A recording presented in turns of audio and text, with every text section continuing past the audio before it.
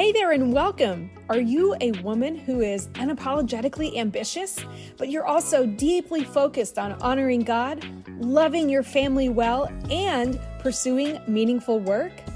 Well, you've come to the right place. My name is Dana Byers, and you and I are going to be fast friends. Let's get started. Hello. Let's dive into another episode of Been There, Learned That. Today I want to talk about our frustration in something we're pursuing and the thoughts and fears that we have that come up when it seems like things aren't working. And I want to ask you the question, what if it's actually working? And if I were to ask you that, you might be saying, okay, how can you say that, Dana? My data does not agree with you. Everything around me says that it's not working. I'm not gaining the traction I need. You might be thinking, I'm not meeting my sales quotas. Or I'm spending a lot of time with my kids reading all the parenting books, but they just aren't showing me respect, or they aren't doing their chores consistently. Or you might, even on a personal level, be saying, I am being so consistent in what I eat and how I move my body, but the scale is not budging. And I just want to respectfully respond to you with, okay, maybe you aren't seeing results yet.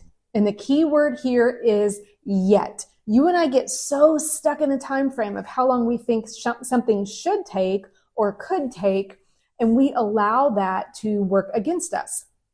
So I want to start with a reminder that you and I are not God.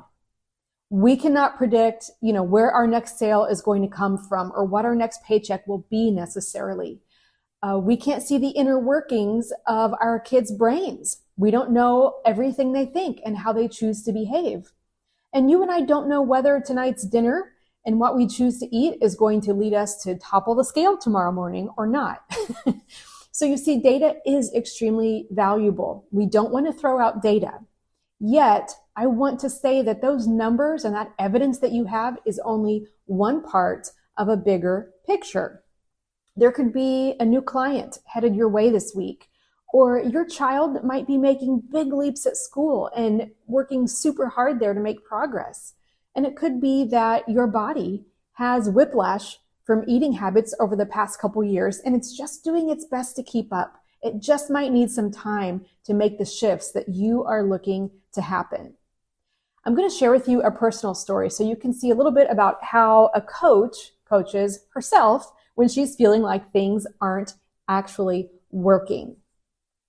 So back in 2023, there was a season when I was dealing with the unhelpful thought of, I'm not getting any new clients.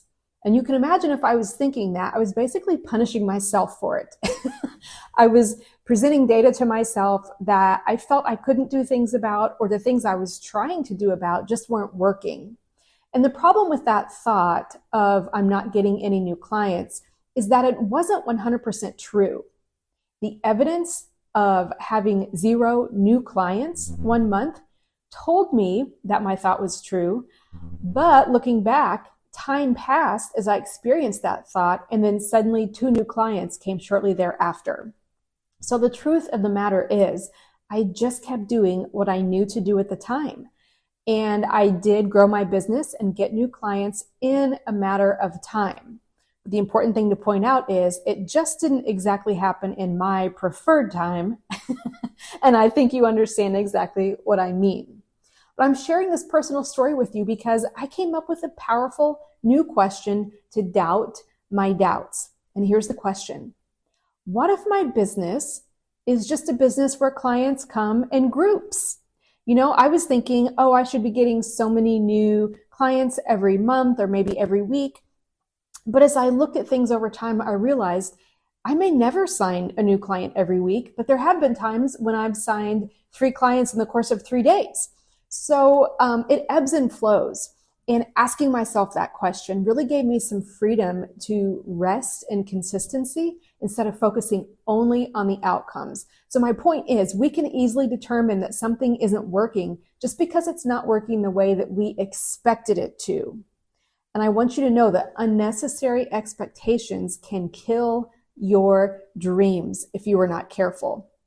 It can impact the way you care for your body. It can impact the way you parent your children. It can impact the way you show up in your business or at work. So I want to take what I'm sharing with you here about unnecessary expectations and how those can unintentionally kill our dreams. And I want to turn it back to you. I want to give you an opportunity to think through this directly. Think of something in your life that just isn't working yet. And I want to ask you some powerful coaching questions about this situation. Okay, here we go. First question. How will I manage my mental energy if this situation takes a year longer than I hoped it would to work out? What can I stop doing to minimize the anxiety I feel right now about not yet being where I want to be? How am I using data and facts to punish myself or others for things that are not yet working? And what unnecessary expectations am I putting on this situation that are causing me to think it's not working? And the last question, where do these unnecessary expectations come from? That's a lot of questions. Hopefully you stopped and realized a couple of those pierced the situation that you're facing. Go back, listen to this episode again, and really process this scenario that's so frustrating to you. Think about your unnecessary expectations. Answer these questions authentically.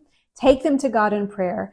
You are going to find that your courage and your self-compassion increase. This is not a time to judge yourself. This is just a time to get honest with yourself and step forward with a lighter demeanor, feeling encouraged, knowing that you don't have the results you want, but it's just not yet. It might actually be working.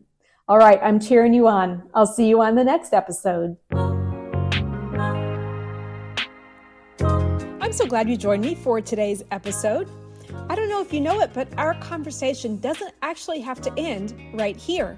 In fact, if you go on over to danabuyerscoaching.com, I have a bunch of resources available. Take a look, see what's available, see if any of them would benefit you in the specific season that you're facing in your life right now.